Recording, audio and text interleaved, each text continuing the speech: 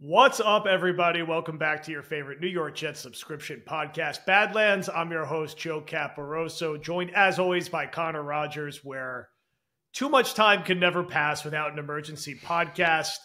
We had to record as Haason Reddick has requested a trade, followed by the New York Jets posting a sternly worded letter on Twitter from Joe Douglas.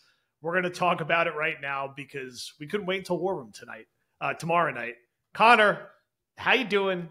How you feeling? Interrupting your peaceful Monday for this. How's it going? Oh, it's unbelievable. I closed on my house today, so I took like a legit Monday off in a sense that I mean, this is a busier time of year than July. We're starting to ramp back up with fantasy football happy hour at NBC. There's obviously a ton going on with baseball, and you and I have a ton going on with Badlands, and Trevor's away right now. We said we were going to do this week break for NFL Stock Exchange. Usually that's going on. And you can't escape it.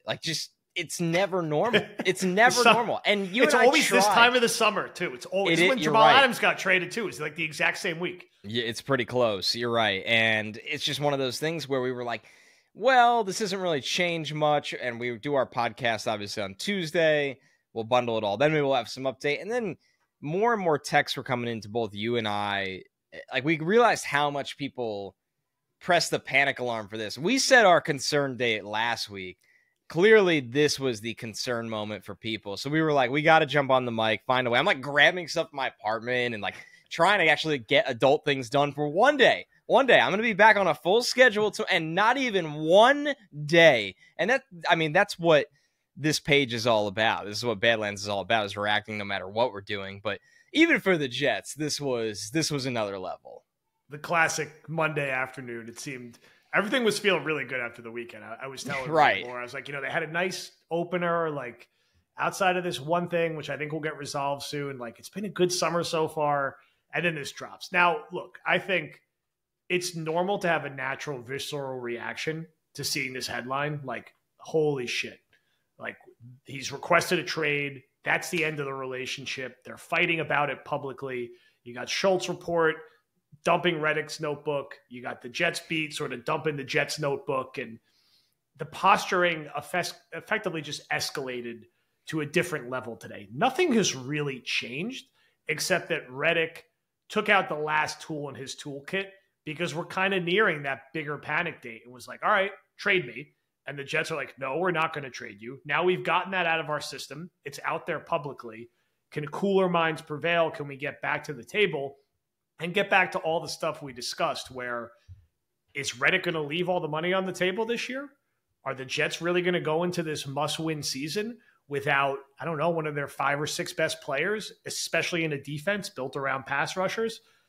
You would think that rationality will have both sides cave a little bit. And we could debate the blame pie a little bit, and that's a fun thing to bat around. At the end of the day, like, for the Jets, speaking from it as a Jets fan, because I'm a Jets fan, not an Haason Reddick fan, they desperately need the best product that they can have on the field. And there is a big drop-off, especially in a post-JFM and Huff world, where they need this guy. And we've talked about it a lot.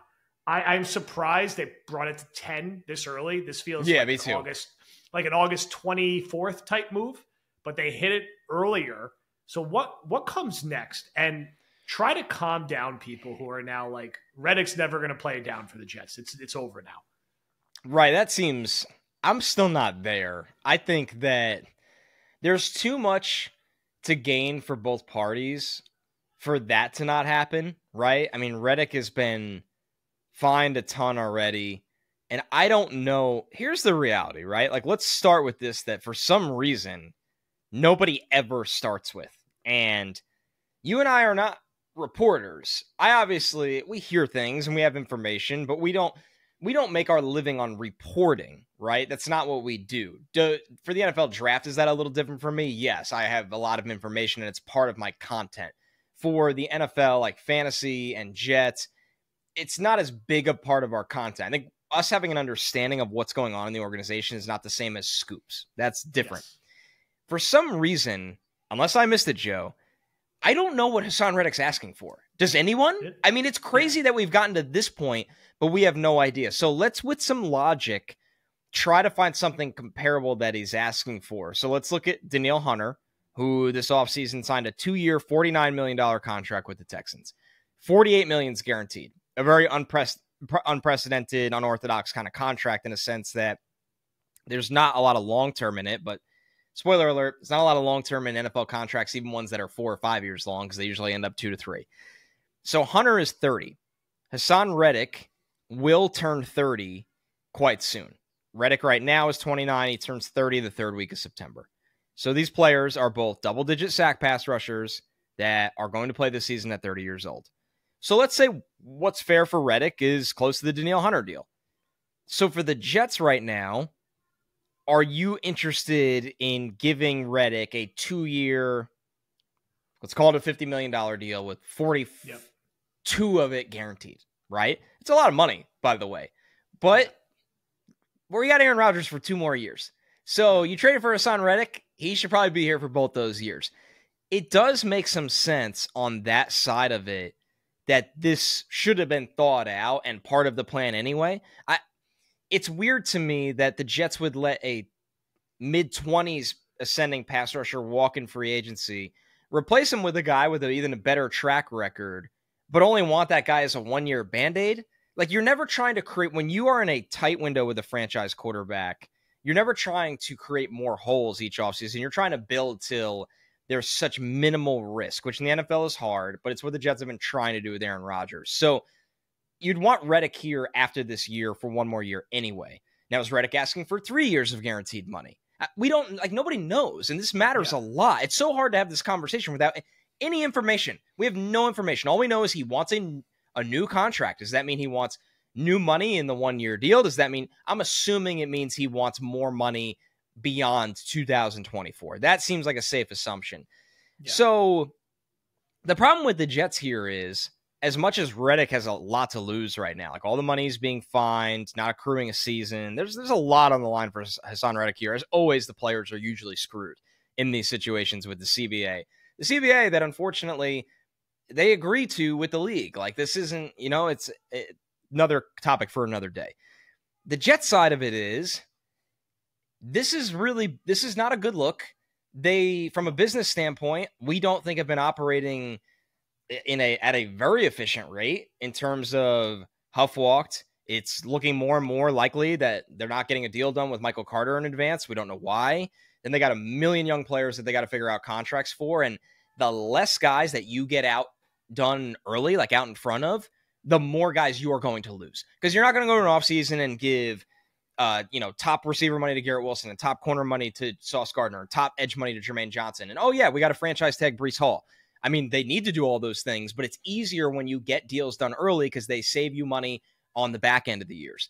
So the Jets have not earned the faith of the fan base at all. They haven't earned the faith of the informed media, right, that understands how contracts are. The Jets haven't earned any of that. So it's not a great situation for Reddick. It's not a great situation for the Jets.